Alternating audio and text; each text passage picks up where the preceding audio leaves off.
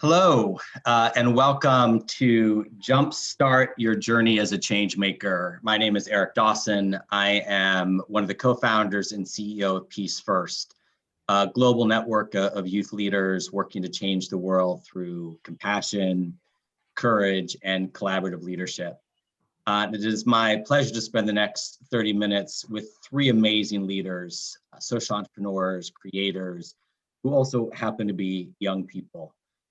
As way of introduction, it is our belief at Peace First that not only can young people change the world, young people are the only thing that does change the world. We did a fascinating set of research with Deloitte where we studied social change over the past 120 years, from the workers' rights movement all the way up to the latest movements for equity, for justice, to make the world a better, safer place, particularly behind the SDGs.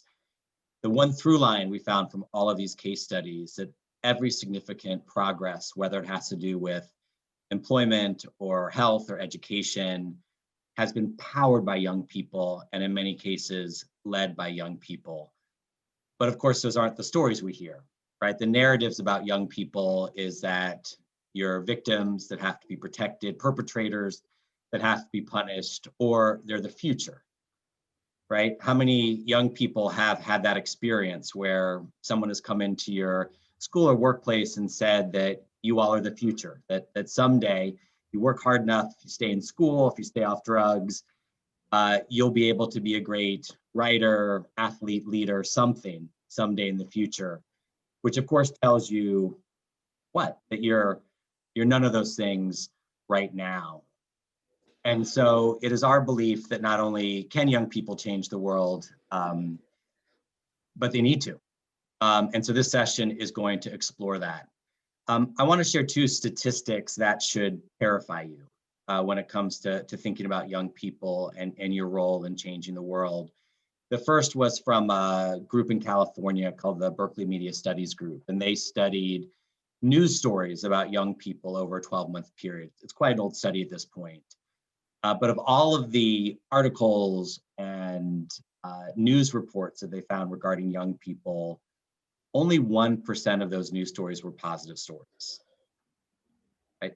Think about that number for a moment, that 99% of the stories told about young people are not positive stories. Gallup did a survey of adults' impressions of young people and found that 71% of adults had a negative image of young people. Right? The young people are lazy, they're dangerous, they're apathetic. And as I mentioned, young people are the only group of human beings on the planet that are talked about exclusively as potential, what they could be, what they're going to be. So today we're gonna bust those myths. You're gonna hear from three incredible leaders who will tell you about their journeys as change makers, with a reminder that the journeys aren't easy. They're bumpy, they're confusing, their setbacks. And so at the end of the day, it isn't just about the impact you create, it is the courage to be on the journey itself. So I want to start with Amanda. And Amanda, I want to invite you to tell us a little bit about your journey, a little bit about what you've learned. Sure, thanks, Eric. So I'm Amanda, I'm Lebanese, and I'm currently based in Beirut. I'm an activist and a writer, currently working on a history book about Lebanese history, but through a peace-building lens. Super fun project. And about 7 months ago, I started a project through Peace First, and my project is a podcast called Let's Talk Peace. So 7 months ago, the reason I started this podcast was that lockdown had begun and I really felt the need to be doing something. Like I knew that I wanted to contribute to the betterment of humanity somehow. And I didn't think that I personally had anything to give. All I knew was that I knew very little. I know nothing, right? And I had so many questions. But then one day I realized that these questions that I had, they were something, right? So I took my questions and my drive to contribute to the betterment of society, and I started this podcast. I also had internet that kind of helped. And this podcast, Let's Talk Peace, it's a peace journalism initiative. Peace journalism essentially is journalism, but with the aim of casting the light on things that are going right. The aim of peace journalism is to promote empathy. So through this podcast, I've been able to meet people from all over the world, and the aim of the podcast is to motivate young people to generate more peace within their communities, but also within their own personal lives. Because at some level, that's where peace starts. It starts within. So my message to young peace builders who want to be doing something to promote more peace within their communities would be to remember that you always have resources. Sometimes, you're not taken very seriously. I know I haven't been at many points in my life, and sometimes you might lack that confidence.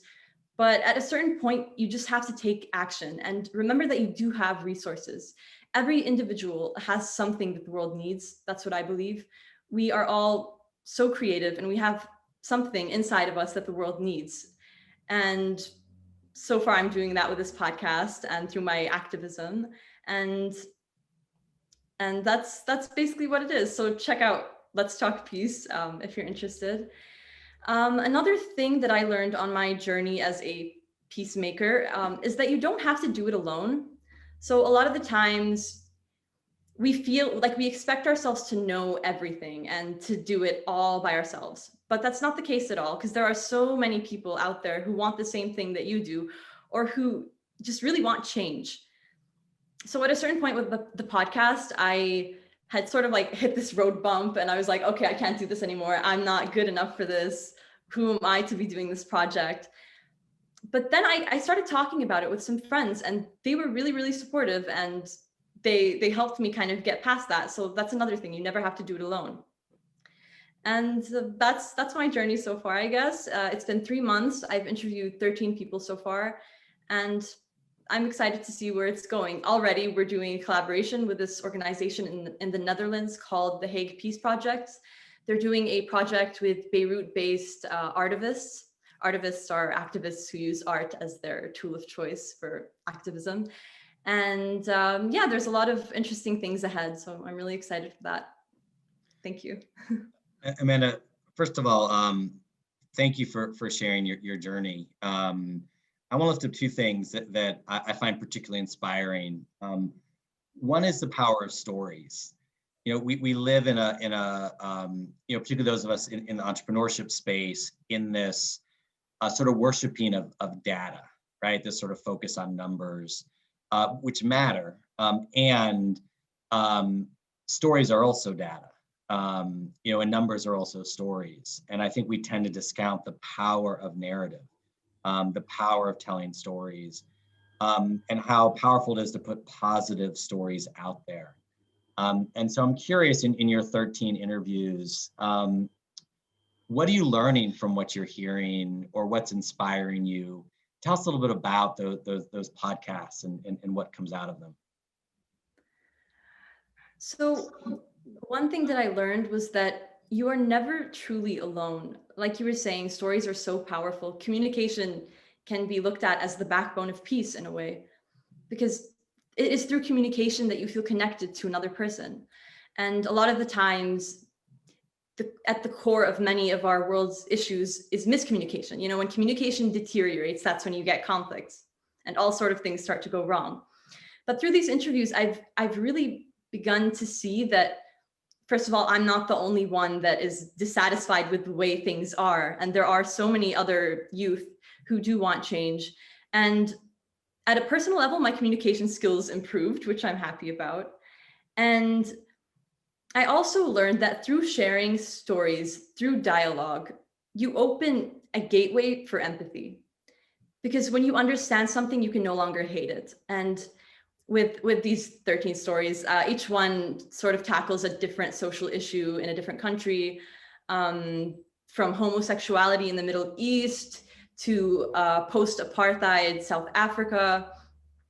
You really get to see that sometimes you're given the image that a society is perfect and that there is peace, but there really isn't. Because peace is not just the absence of violence. You need social justice as well to have actual peace. So I guess that's what I learned so far. I love it. This idea that stories are the gateway to empathy. Um, Tahmid, you are another storyteller and artist. Tell us a little bit about your journey, both as a activist, organizer, social entrepreneur, celebrity DJ. Tell us about your journey. Yeah, thanks for that intro. So, hello everyone, my name's Tamid. I am a community organizer and currently working as the program manager for Peace First in the UK and Europe, which is a brilliant job, and I love it so much.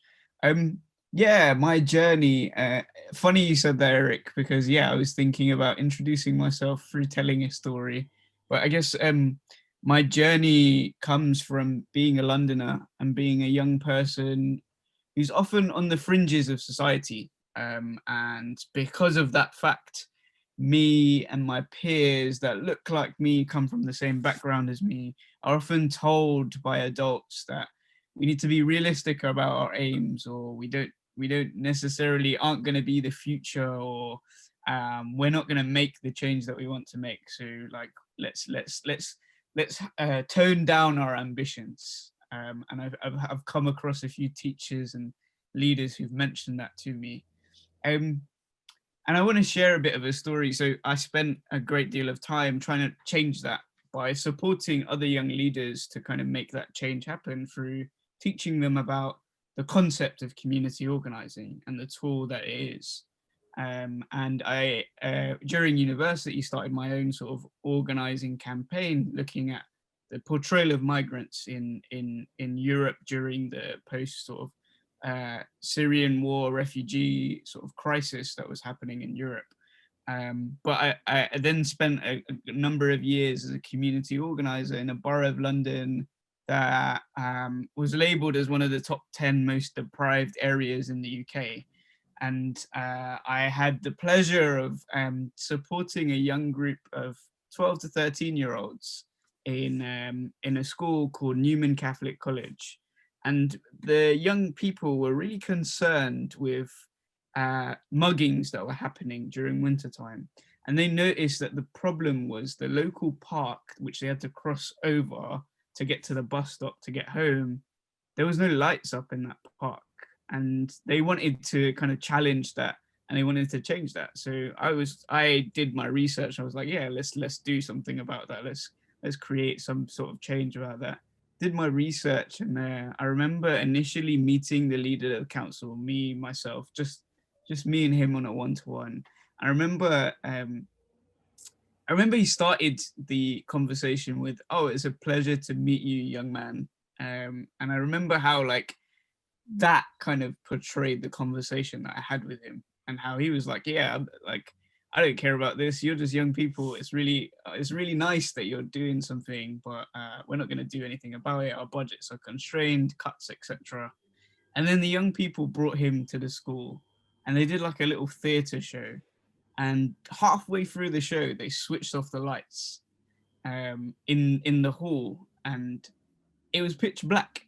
And then the kids told everyone to kind of shine a light in the room to kind of use their phones to shine a light in the room to kind of get people to understand what was going on. And they said, look, like, imagine what it's like walking through a park during pitch black dark to do that.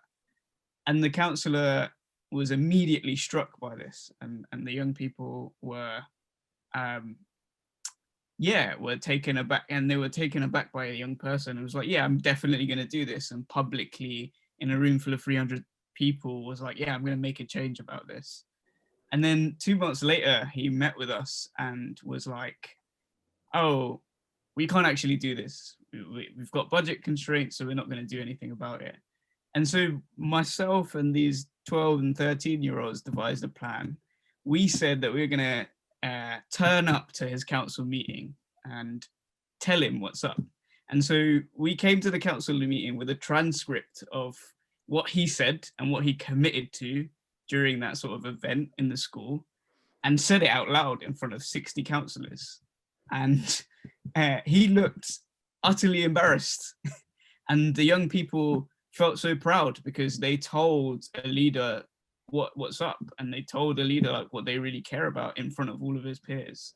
And 2 months after that, he finally rearranged a meeting with us and said, look, I'm going to do this. And only a couple of months ago, I found out I left the job and I stopped working with the school to work at Peace First. And I think about 3 or 4 months ago, the assistant head teacher sent me a WhatsApp message with the article to say, Roundwood Park lights up in Roundwood Park near Newman Catholic College. It was a real proud moment for me and both for the kids. But yeah, that's a little story about some of the work that I do and a bit of an insight into my journey.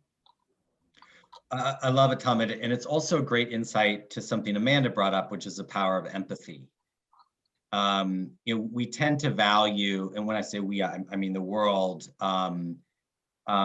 expertise that's grounded in academic learning over lived experience. And so what your young people did is they shared their lived experience in that moment in the theater, what it feels like to walk through a park that's dark. And unfortunately, I think what happens is we get panels where, you've got 8 PhDs talking about global poverty who've never been hungry and don't know what it's like to feel insecure about their housing. Every once in a while there is, but that's not why they're there. They're there because they've read books and studied. And certainly research and academic achievements are important in building knowledge. But so is the experience of what it feels like to walk from your school home and be scared for your safety. And that in your gut, I don't know what's going to happen feeling. And to lift that up as a tool for change and technology, I think is so powerful. And the other thing about the story is it wasn't immediately successful, right? It wasn't like you went and talked to the leader and he said, that's amazing, I'll do it right now. Or even to stage this amazing lived experience moment, and then it happened the next day. Like, this work takes years. And so I'm curious, because I think for so many of us, when we hit that first wall, that first no, that first denial, that first grant that doesn't come through, how do you, Tahm, as a leader, move around that and move through that? Yeah, I guess the important thing to recognize when things like that come up is that it's not a failure. It's actually a success in itself. It's like a barrier that you've come across, but it's actually a learning experience that you've come across. And actually, if you reflect on it, there is some movement towards the change that you've made. Because like when we did the theater thing and we went pitch black, etc., the leader committed to putting the lights up. He then went back on his promise, but then we held onto his promise again in front of all of his peers, which made him feel a bit embarrassed. But I think the point to recognize is when you come across these barriers, these are just learning points to a journey of making change. And ultimately, real change doesn't happen overnight. Real change happens over years, maybe even decades. And the point for us as activists or as movement leaders, particularly as young people, because we are the generation that's going to survive generations, is to really recognize that this doesn't take a second, a minute, a day to change. It's going to take a while for you to actually make that happen. So those are the 2 pieces of advice. This is how I sort of go overcome those barriers. Success isn't linear. I love that wisdom. Yusra, tell us about your journey, which I know also hasn't been linear from point A to point B. Tell us your story. Hi, everyone. Thank you, Eric, for asking that. So my name is Yusra Mshmish. I am a young female based in Jordan. I studied computer engineering. I've always been passionate about technology, ICT, and digitalization, as well as community work and arts. Therefore, I started my journey of community volunteerism in a disadvantaged community in Jabal al Nadif, which is a small area here in Amman. where I wanted to give arts because I didn't get the chance to study arts in university. I was very enthusiastic about volunteering and teaching kids arts by supporting kids, adolescents, and females, giving them access to untraditional way of learning, like robotics, arts, and sports. From that time, I started witnessing so many social injustices that are happening in the area and the connection between a low economic level and having so many issues in the community. And from there, I joined a project that was focused on economic empowerment for young people in that area, where we come and teach people how to start their own businesses and how to be their own bosses. And after finishing that project and seeing the brilliant results that young people have made, we saw a connection between the economic level and giving people projects and the socio-economic situation. That was, if you give them a job to work and the ratio of violence decreased in the community. And it was not about giving people money or making their economic level better. It was about giving them a project, giving them ownership to something that is their baby, they can design and work on. For people who has always felt neglected from the economic system and now being turned from being consumers to actual producers. And that experience opened my eyes into actually trying to tackle, like the aspects of socioeconomic factors and how making people the owners of their own projects and teaching them how to be their own bosses can actually change their social behaviors. And from there, I jumped to the entrepreneurship board, not as an entrepreneur, but as someone who works on designing incubation programs and acceleration programs to actually try to support young people to turn their ideas into realities, to help them to build their plans and do their mini grants and actually be people who believe in themselves and their potentials. Therefore, I worked in many incubators and accelerators and supporting young people.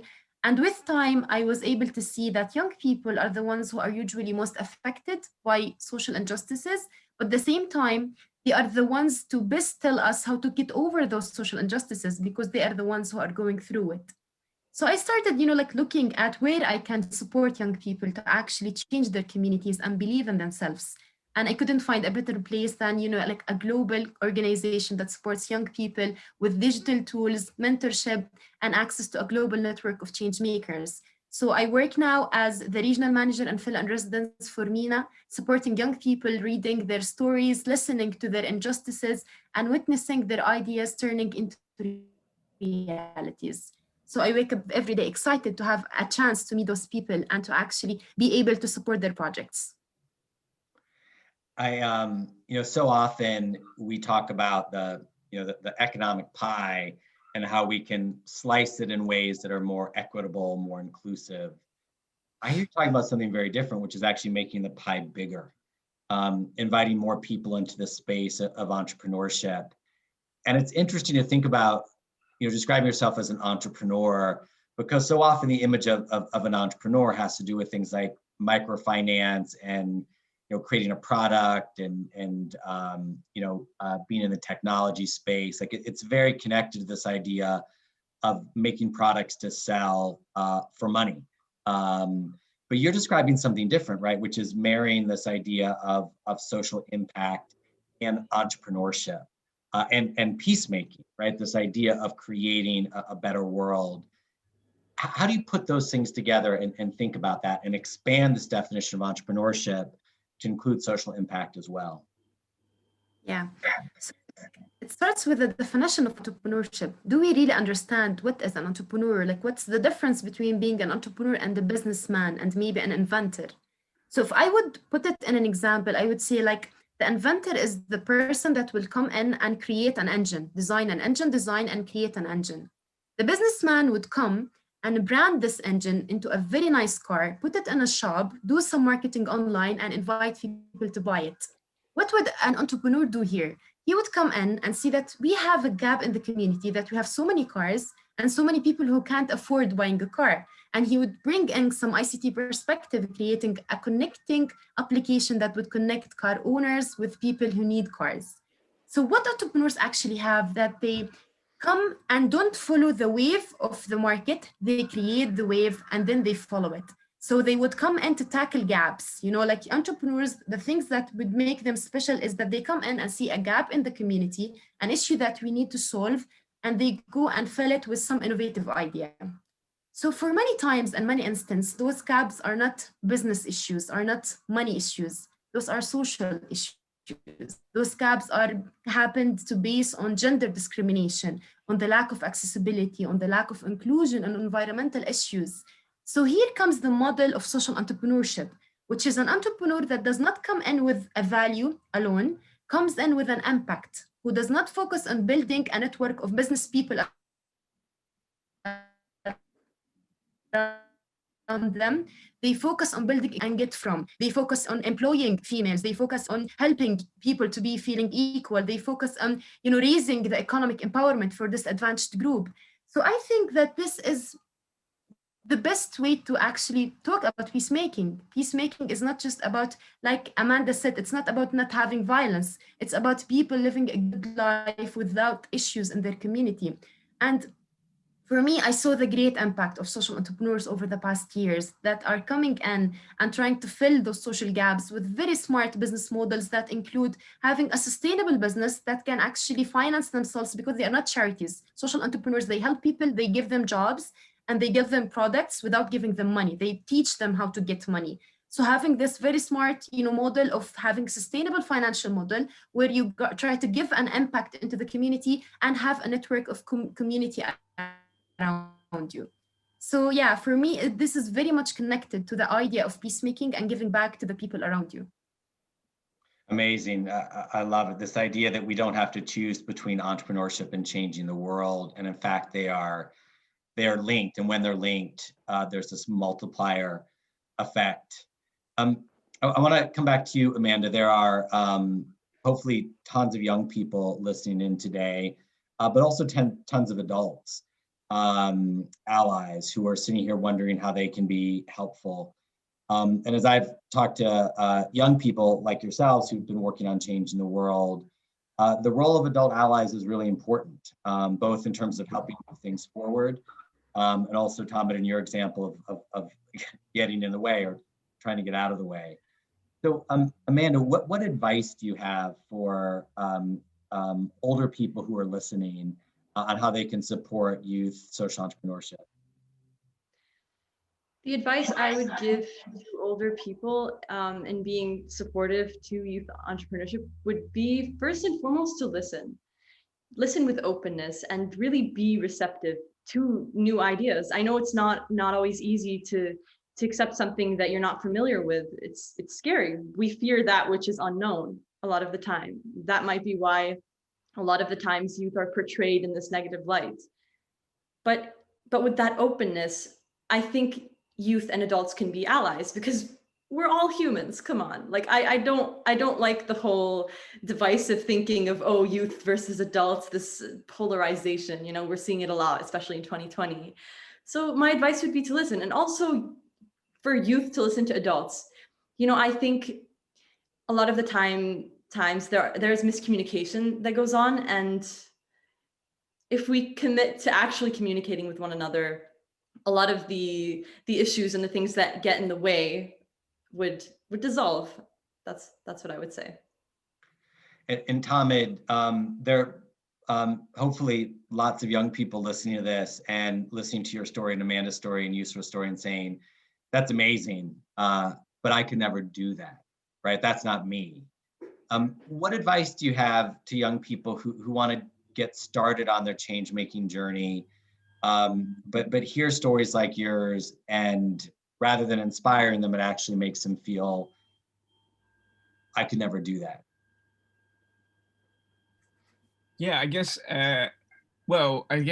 listen back to that story and realize that these were six, I believe six, from what I remember, 6, 13 and 12-year-olds that stood up against a council that ran about a district that was about 200,000-300,000 people, and young people were able to do that.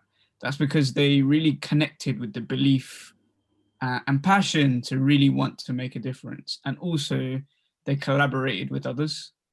So I think those are the two things that I would say to young people. If you're feeling stuck, root it back. So like, how does this connect with me and my desire to want to make a change? Because when you connect with that, nothing can stop you. And I think the other thing is when you work with others to make that change, maybe it's like your local council or the local school or the church or the mosque or whatever, bring people together to make that change happen, because change happens with the power of people, and it doesn't feel as difficult and as hard, and you're not fearing as much when you've got other people to help you kind of feel emboldened.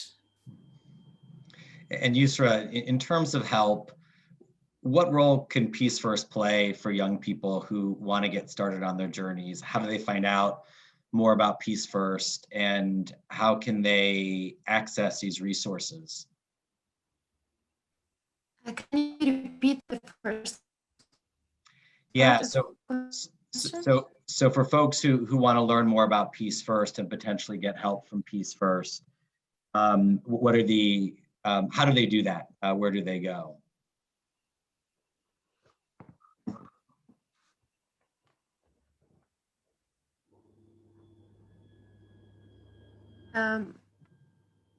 I think I'm having an internet connection, so just. This is 2020. I think defined in a moment. Okay, so yeah, one last time. Yeah, so for folks who are listening, they say, okay, I hear it, I want to get started. How can Peace First help them do that, and how do they access those resources? Okay. Okay, so I would just like to say for those young people that every good book that you ever read and touched your heart, every good restaurant that you went through and became your favorite place, every nice application that you downloaded on your phone and made your life easier, all of those started as ideas and people who believed in those ideas that got equipped with support. So you need to have the idea, and we are here to support you. We are here to support you with our resources, with our online tools, and with our belief, because we believe in young people and we believe that they can change the world, not tomorrow, but today. You can join our website and apply to have a project. Start with telling us about the issue that you're going through, and we will be supporting you all the way to turn your idea into reality. I love it. So peacefirst.org for folks who want more information. Amanda, Yusra, Tahm, way too much here to do justice in a recap, but I do want to share a couple of the nuggets that I'm taking. Success isn't linear. Stories are gateways to empathy. The value of lived experience. So not to discount the wisdom that young people have because of your lives. This idea of an artivist, combining art and activism, a new word for me. And that we don't have to choose between entrepreneurship and changing the world. And in fact, entrepreneurship has always been about changing the world. Social entrepreneurship offers a particular lens to do that, connected to peace, to justice, to impact. And I'll just add for folks who are listening and worried about starting on their own change-making journey, a colleague of mine was working on a new translation of Anatsu, the ancient Chinese text. And there's a passage that goes something like the journey of 1,000 miles begins with a single step. And she argues that a better translation of that passage is that a journey of 1,000 miles starts with the decision to walk. And so I hope after today's panel that you all are inspired to walk wherever your journeys take you, whatever you're passionate about, and know that this team and Peace First is here to help you on that journey. Thank you. Thank you.